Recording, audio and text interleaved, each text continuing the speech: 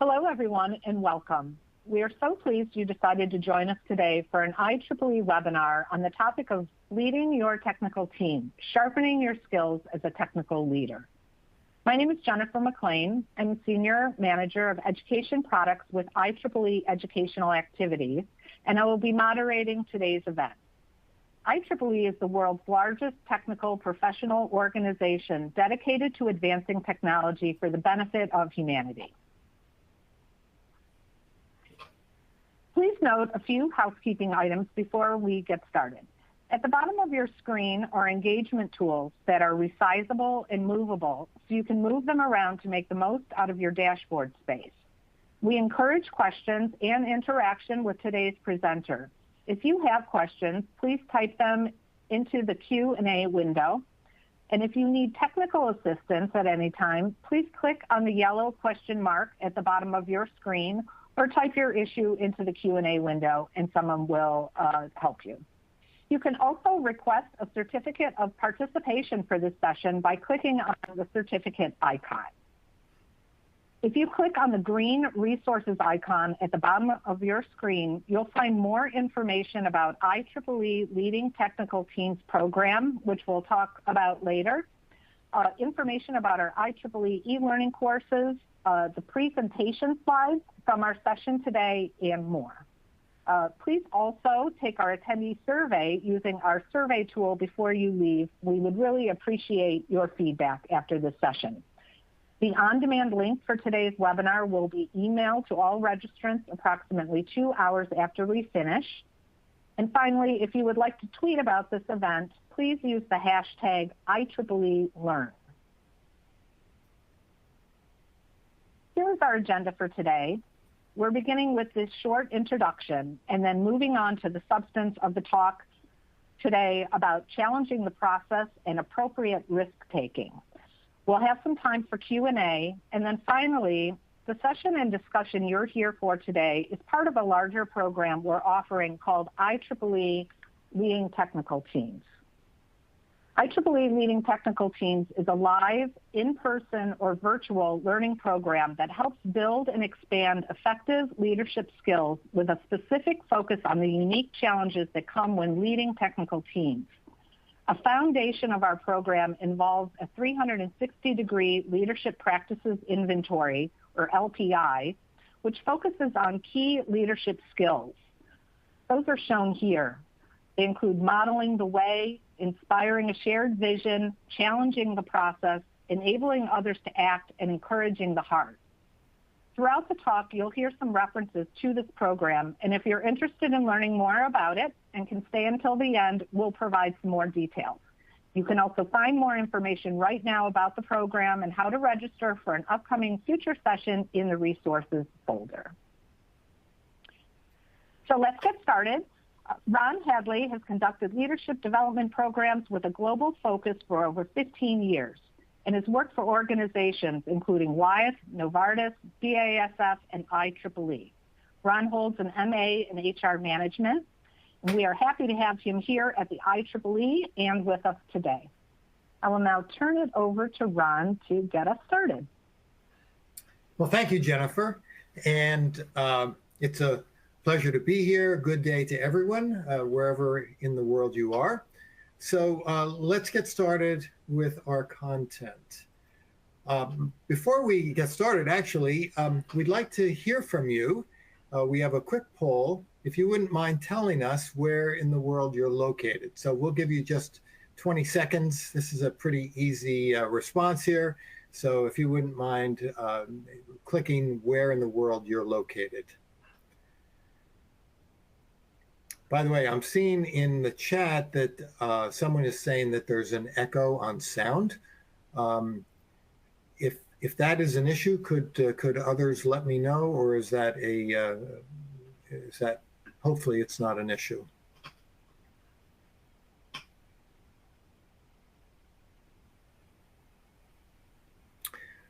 Okay, a few more seconds on responding to where you are.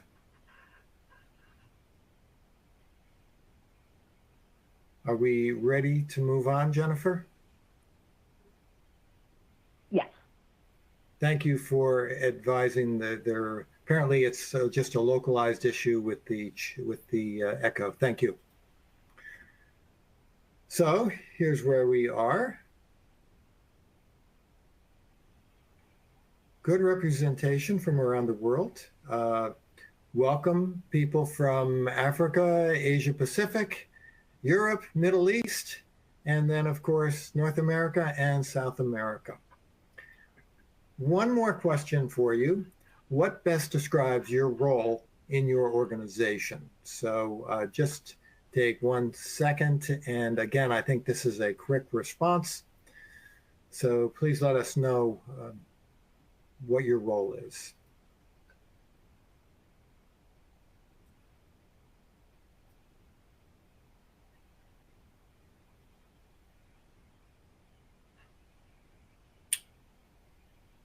Okay. Can we move on, Jennifer? Yes. Yep. Okay, let's see where people are from. Okay, so we've got early career, independent contractors, senior level director. We have no one here from HR. My goodness. Okay. So, well, we're pleased to have everyone here. Thank you very much for joining us. And so let's jump into our content. As Jennifer mentioned, today we're going to talk about the subject of challenging the process. And as she mentioned, our LTT team program, as we call it, Leading Technical Teams, is based on the Leadership Practices Inventory 360 Assessment Model. And this slide shows their model. It's well researched and reliable, and it is the most widely used 360 assessment in the world. There's 5 practice areas with 2 skills in each area. According to the model, a good leader needs to be effective in all 5 areas. This is important because as opposed to managerial skills where you can hire to your weaknesses, these skills need to be all demonstrated to be an effective leader. For example, you can't hire someone to do your team recognition. You need to do that. You can't hire someone to enable your team to act. So the focus is on developing capability in all areas. If by chance you attended our prior session a couple of months ago, we looked at 2 of these 5 practice areas. And some of the things we learned were that great leaders understand the importance of a collaborative and engaging culture. Great leaders, in many cases and effectively, have 0 tolerance for poor behaviors. Some people need to leave the organization based on behaviors alone. And finally, great leaders empower their teams and don't micromanage. Today, we're going to look at one more of the practice areas. We're going to look, as we mentioned, challenge the process, and there's 2 behaviors listed in this area. So bear with me as I read these 2. Search for opportunities by seizing the initiative and looking outward for innovative ways to improve. And finally, experiment and take risks by consistently generating small wins and learning from experience. So this is going to be our focus today. It's the second area, and we're talking about experimenting and taking risks. And here's what I think we're going to see. It's a risk for you and your organization not to take risks. Not taking risks with change and innovation can lead to disappointment in final products. And another thing I think we're going to see is technical leaders frequently have a more difficult time with risk-taking than other functional areas. And the question is, why is this the case? And I think one of the reasons is because system failure is highly visible to the organization, and it's not conducive to career stability. So, you know, when you're doing such visible things, you want to go with the tried and true. So you may recall from our last webinar, if you attended, that there are unique challenges faced by technical team leaders. What I'd like to do is just focus on the first two. Technical team leaders frequently still like doing the technical work, and they don't want to lose their technical skills, and frequently continue doing the actual work. This leads to an increased likelihood of micromanagement and staying in the weeds. Now, I don't want to generalize too much, but I have to say that as we've done our research and as we've done our reading, I think we can confidently say that there's a likelihood toward these two things. So these two issues inhibit ability to look at the bigger picture. And I just mentioned many tech leaders are less inclined to take risks to drive innovation. So let's take a closer look. So here's a question. Have you ever regretted not speaking up on issues? Have you ever worried about embarrassing yourself by acting ideas that others might reject?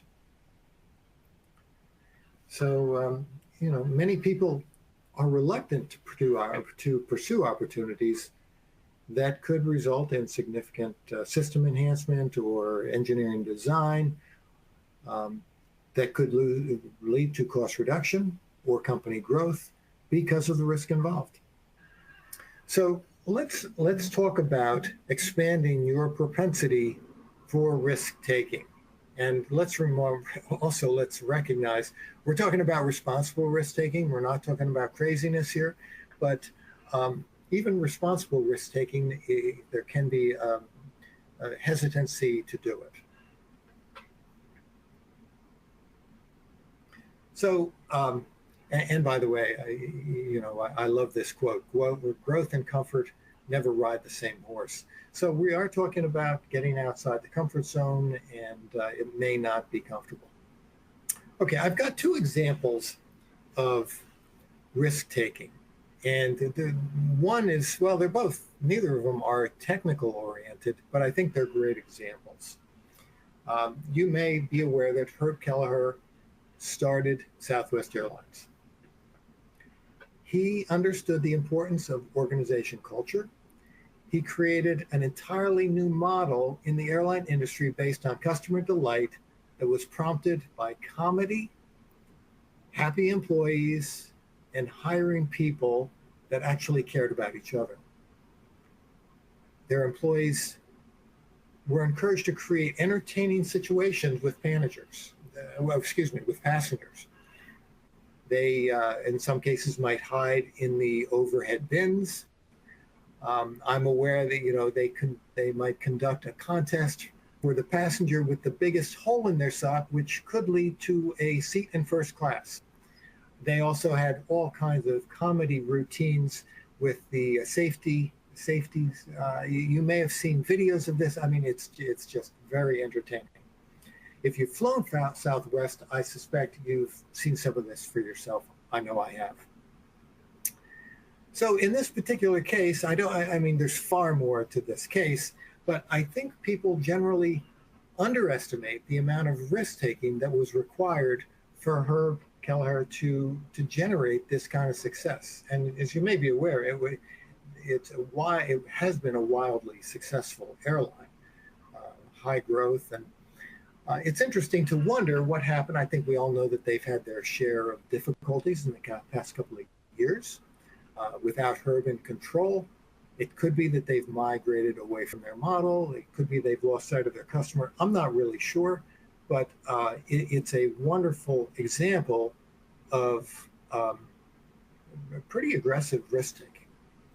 The second example I have is a personal example, at least one I know personally, a good friend of mine who was a technical leader in my prior organization's IT department.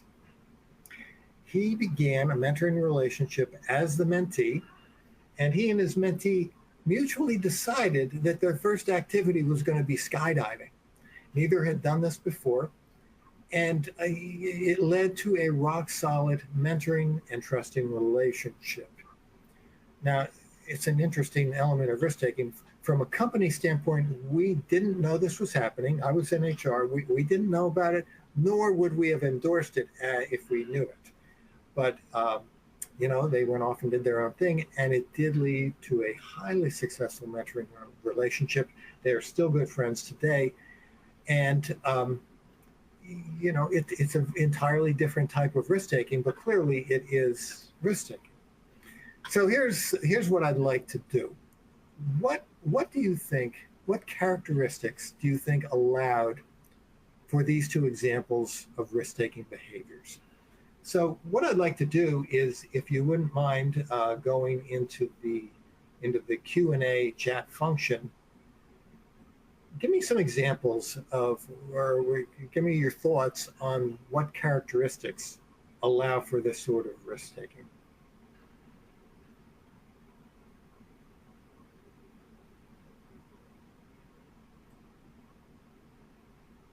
By the way, while you're thinking about that, I see a question here, what is LPI?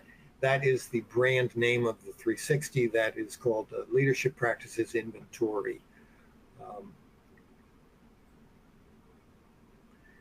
So again,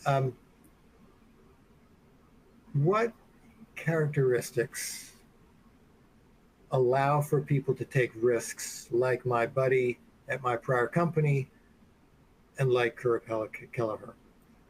It's somewhat unusual. Candidly, it's a little bit of a risk taking to put this question out there. It's not a easy question. Okay, here we go.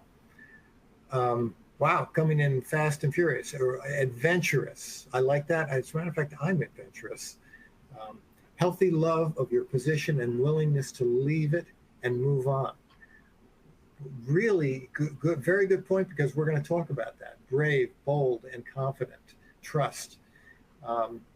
Being in an organization where small failures do not lead to strong negative consequences. We're actually going to talk about that as well. That's a biggie. Confidence. There's a few people saying confidence. Forward thinking. All really good responses. Forgive me, there's trust if I'm missing some. A lot of things have come in, and sometimes the screen moves quicker than I can read. Accept that failure could be an outcome. Okay, all really good stuff. So, okay, here's my second question for you. What's your risk profile? What's the greatest risk you've taken in your career? Was the value created worth the risk? So think about this again. I think this is actually a harder question. While you're thinking about that, I can tell you, and I'm in HR, but I can tell you my biggest risk was a system-based risk.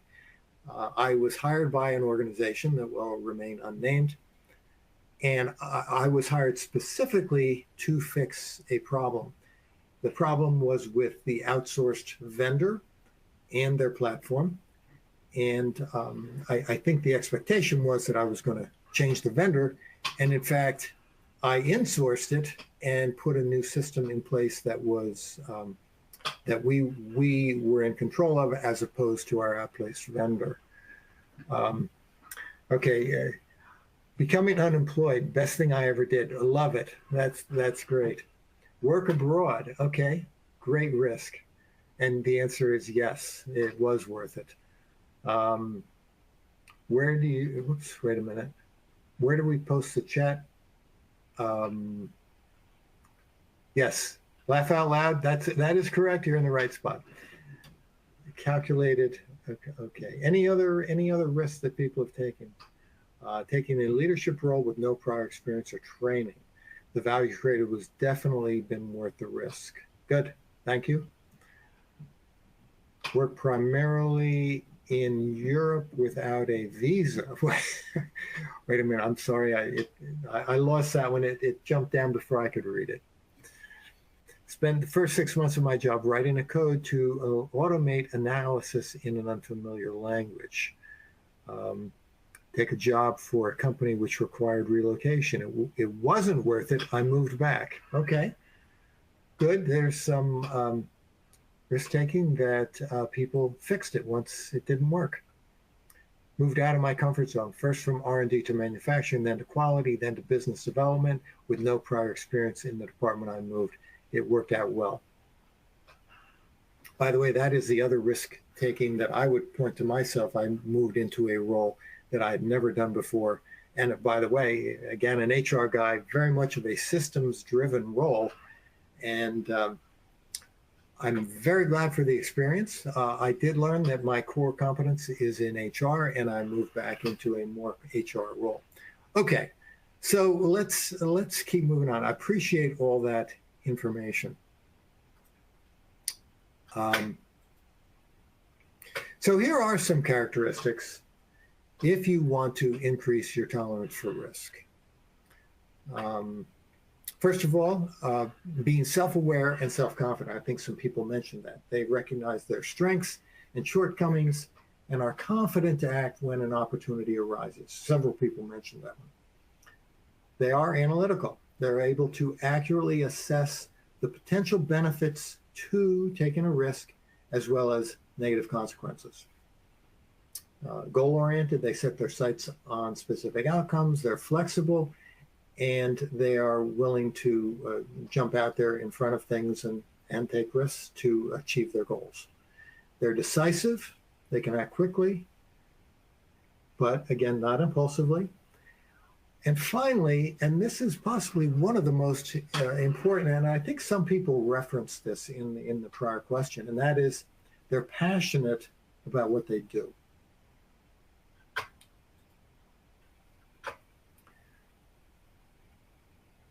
So Simon Sinek, one of my favorite HR consultants, working hard for something we don't care about is called stress. Working hard for something we love is called passion. If you're not passionate about what you do, you're far more likely to leave things the same. Why take a risk? If you're passionate, you're naturally willing to try new things, make a difference. This one is frequently the core of being willing to take risks. And I see some feedback there. If somebody wants to put in chat why, where the feedback is coming from, it looks like positive feedback, a lot of thumbs up. But this, from my experience, and I have to say, when I was hired by that organization, when I insourced it, I did it because I was passionate, and I am adventurous as well. So let's keep looking at this.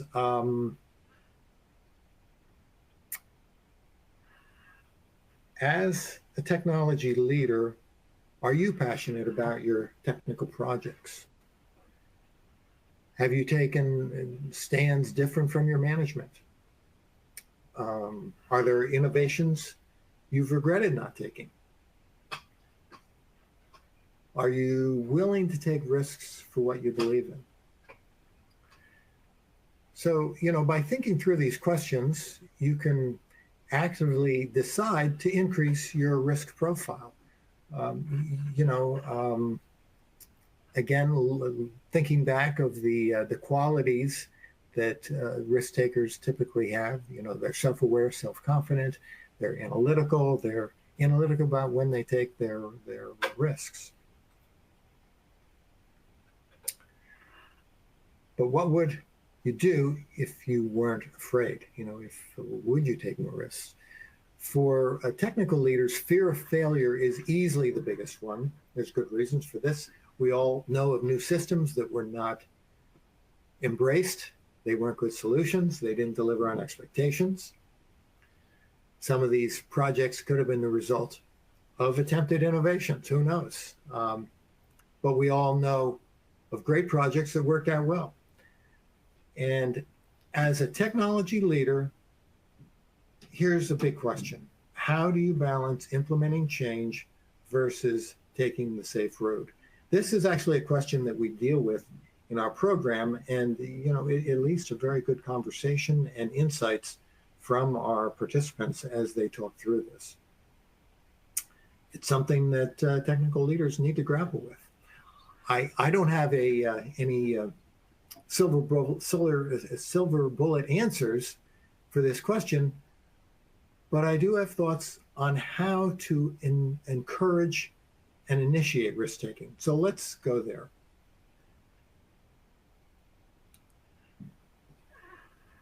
First of all, the key here is to reward the attempt, not whether or not it's successful.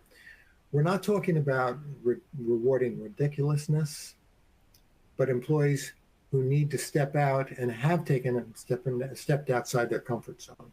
So a good example, this is probably the best example I know, and that is there's a global company called Tata. You've probably all heard of it. And they have an annual award called Dare to Try. The award recognizes managers who took the biggest risks. So in order to be a candidate for this, you need to be on a team that actually was unsuccessful, but had an audacious attempt to innovate. So as you might expect, the award was received skeptically its first year. Teams were hesitant to share their failures. They kept up with it, and first of all, in the first year, only 3 applications were made for this award. At this point, it's become a big deal. They now have more than 150 applications every year. And one of the biggest benefits is that managers now look at what failed first time around, and they make edits, and they have second attempts to try to make it successful. And this has led to many more innovations that first time around didn't work. Another thing to encourage, try to say yes to people. When someone wants to try something new, instead of looking for everything that might be wrong with it, focus on the things that are right with it. An example of this is at Amazon. When employees bring ideas to managers, the managers are required to explain in writing if they're rejecting the idea. No such written explanation is necessary to greenlight an idea.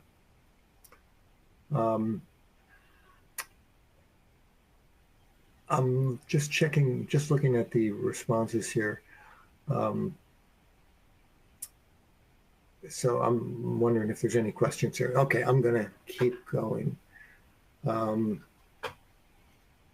So we need to allow your team to learn.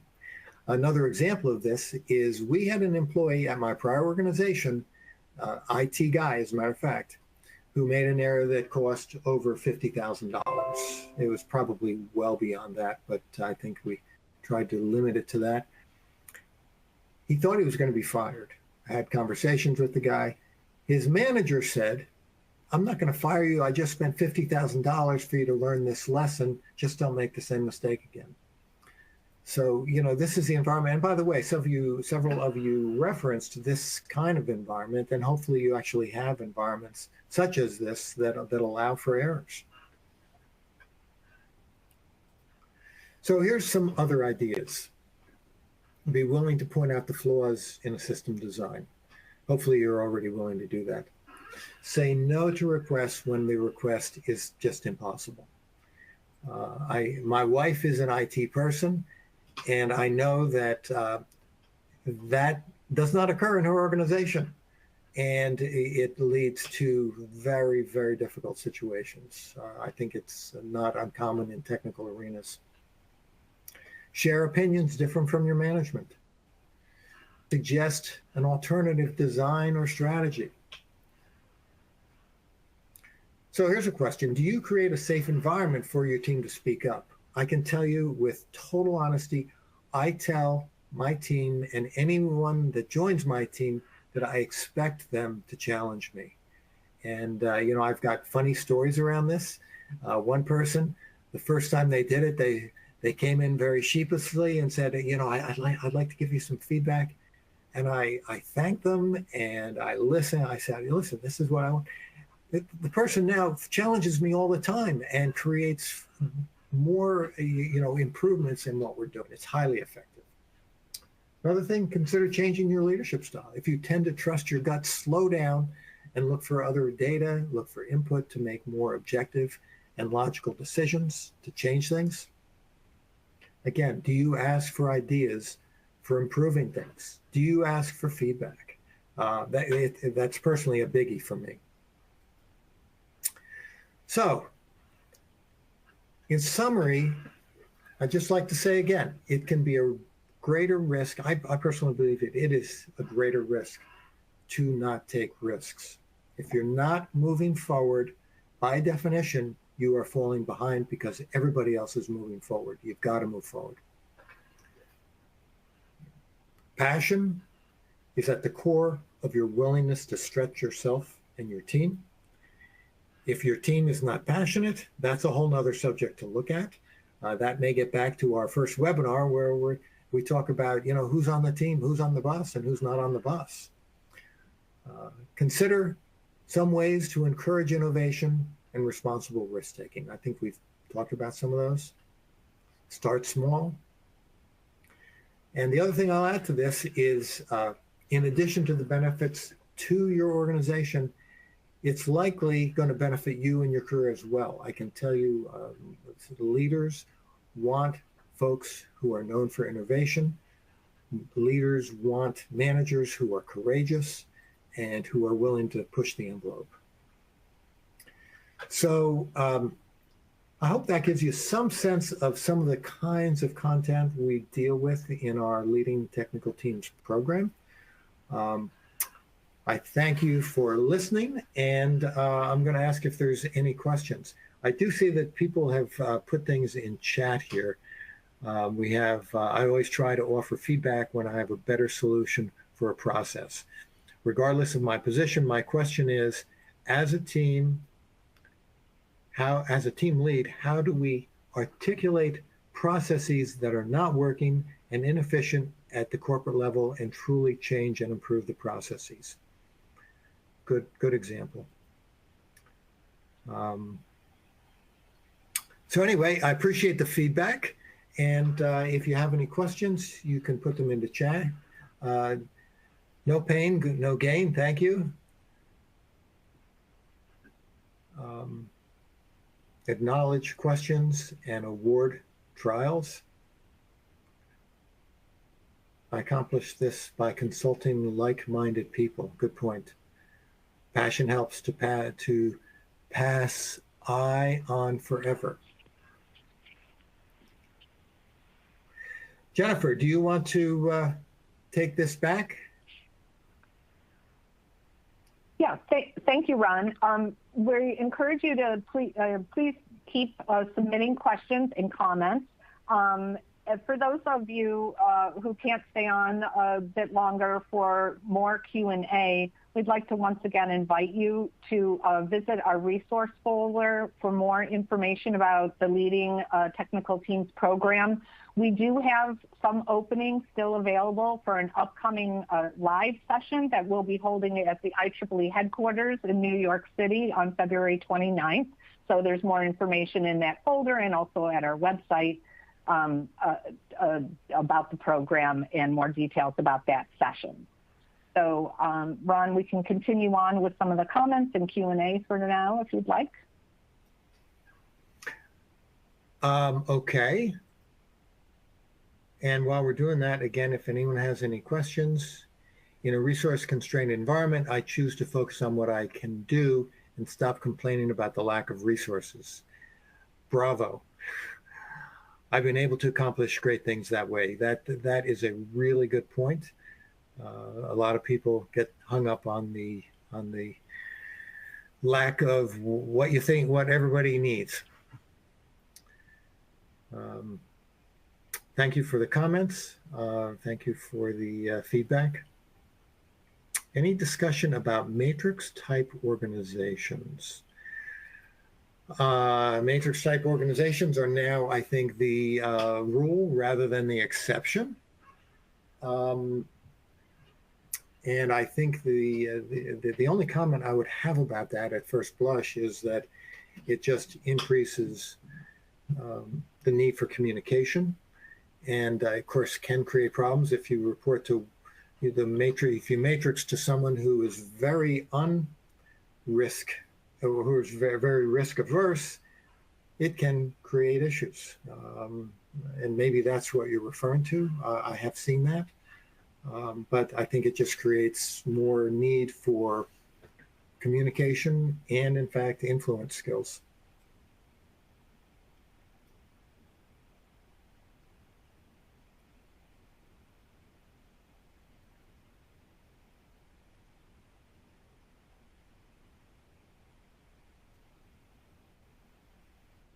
How do you deal with new team members who have strong aspirations for your position? I will tell you this, and I truly believe this. You want someone who wants your position and is capable to handle your position. First of all, as senior leadership wants to see people developing their team. I can guarantee it. I work with our senior leaders, and we look for this. And if someone has someone who can step in and replace them, it makes it all the more viable to move the person into a new role. I would encourage it. And, in the meantime, you're in the role, and, things take time. Certainly keep your antenna up so there's no funny business going behind the scenes, because I've seen that as well. But I encourage it entirely. There is a question, will the resource be emailed out to attendee registrants? I believe the answer is yes to that. Yeah. Mentoring. I'm not sure what the question is. There's a mentoring question mark.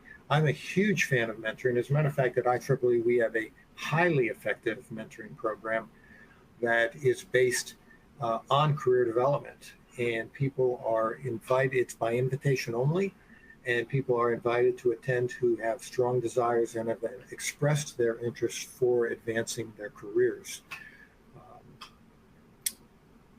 Yeah, healthy competition, I like that. Yeah, and by the way, healthy competition can push you to better things as well. Risk priority number, help to evaluate risk and choose a better one. Now that's interesting. I'm not familiar with that. Using a risk priority number helped to evaluate risks. Another comment, to be a technical leader, do you have a deep technical understanding of what your team members do? Doesn't this mean you have to be in the weeds to understand how they lead effectively?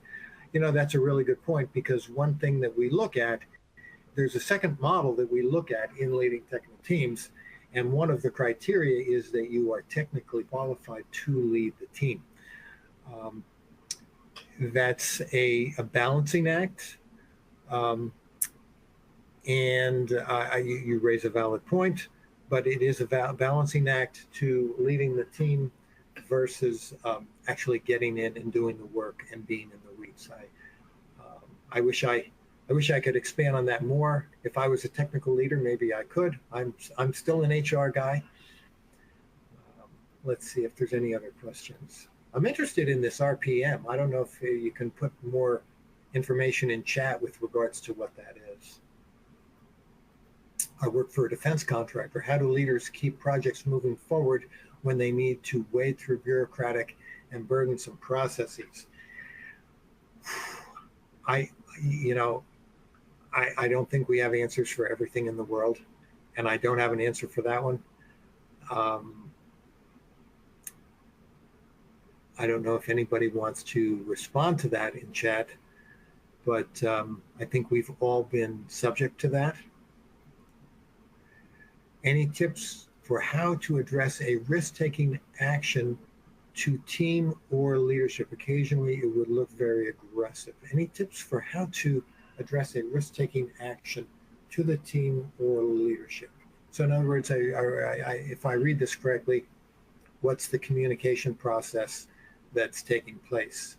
And if I go back to that, to my example of insourcing, I did a great deal of communication. I put together presentations, and it had to go to a few different people before they agreed to the massive job of bringing skill sets back in-house.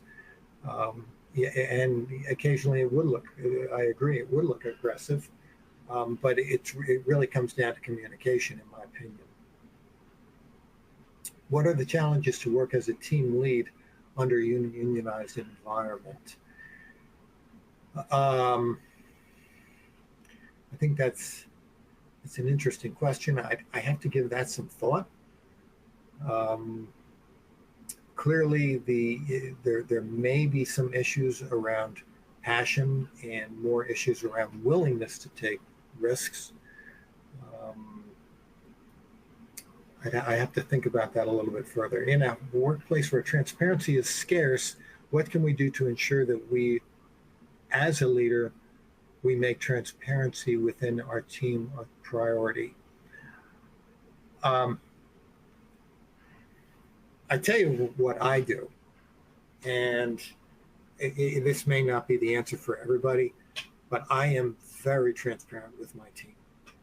If I arrived at work late a few days ago, and I went to a couple people that report to me, and I said, I'm sorry I'm late today, and I told them why I was late, and I just create a sense of transparency about myself and how I operate. That's my response to that.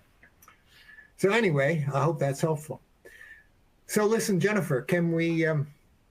Do you want to take it from here and move on? Yes, thank you very much, Ron, and thank you, everybody. You can continue to make comments in the Q&A box. I'd like to share a little bit more information, if you have a couple more minutes, about our IEEE Leading Technical Teams. A little bit more about what it is. So it is a live, in-person, or virtual learning program that helps build and expand effective leadership skills with the specific focus on the challenges that come up when leading technical groups. We have designed this for team leaders and managers and directors of engineering and technology teams, and for people who have been in their role for a minimum of 6 months.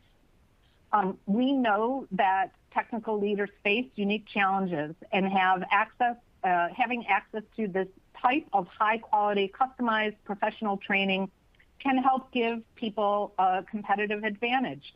And for companies, inspiring their leaders to develop their skills and help advance their teams will benefit the entire organization.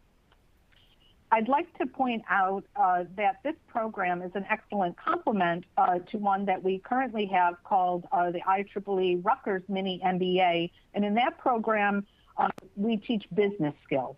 And this program is a bit different in that this is for people who have reached a leadership or management level. A little bit more about what the program includes. There are 2 components to it. One is the 360-degree leadership practices inventory. And so this is a way for people to receive direct and specific feedback on their areas of strength as well as opportunities for improvement. That feedback comes from your own team, your peers, your managers, anyone you invite to provide this feedback to you. And that feedback comes to you in the form of a very detailed report, and it is fully confidential. We do that 360-degree practices inventory through 30 days in advance to the live session. And then once you get to the live session, which is held either in person or virtual, participants receive the results of the 360-degree feedback. There's an emphasis during the session on applying the feedback to address challenges that you find in your own report. People participate in instructor-led exercises. They work with each other during these sessions on specific case studies related to leadership. challenges that they face, and then they also receive peer coaching. Again, these sessions are held at a couple different locations here in the U.S. right now. We can also do customized training at your own company. And we are also now offering a virtual option as well. I did want to just quickly mention that we do have case studies included with the program. And these IEEE case studies reflect real life scenarios that technical leaders face and how they can be resolved using the leadership principles taught within the program. We've developed these case studies internally in collaboration with our IEEE members who serve in technical leadership roles. And we've included in them challenges related to joint collaboration over the course of rapidly evolving technologies, challenges that teams face unifying diverse and globally located teams, and of course, issues surrounding communication, documentation, and even compliance. A few of the benefits are shown here. Some of the benefits of attending the program, once again, it is designed for technical leadership challenges.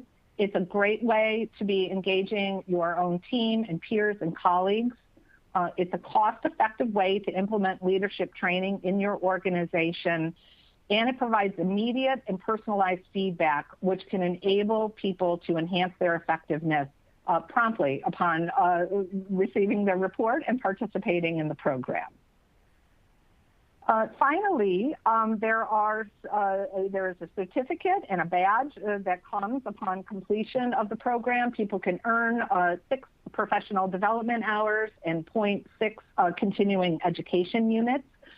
These credit-bearing certificates can be used if people need to be maintaining their professional engineering license, and then they are also, verifiable and secure electronic certificates, and people can easily upload them to LinkedIn and other social media sites, put them on your CV in order to highlight the new skills that you have achieved. And so, as I mentioned, we have a session coming up at the IEEE's headquarters in New York City at 3 Park Avenue, happening on Thursday, the 29th of February. The deadline to register for that will be February 1st, so that we can complete your 360-degree feedback and have that ready for you at the session. And we do have other dates in the spring. So the first one is in February in New York. We're doing a 2-day virtual event, March 19th and 20th, that you might be interested in. And then if you're out on the West Coast of the U.S., we do have an IEEE Industry Hub in San Jose, and we'll be offering this live on the 11th of April. So please visit our website, visit the information in the Resource Center, resource folder, and you'll be able to get in touch with us and find more information. And finally, we'd just like to thank everybody for your time today. We'd like to thank Ron. And Ron, do you have any last comments before we finish up today? No, I wish I had time to answer all. There are many more questions that have come in, and I think it could be that some of them have been responded to by our administrator.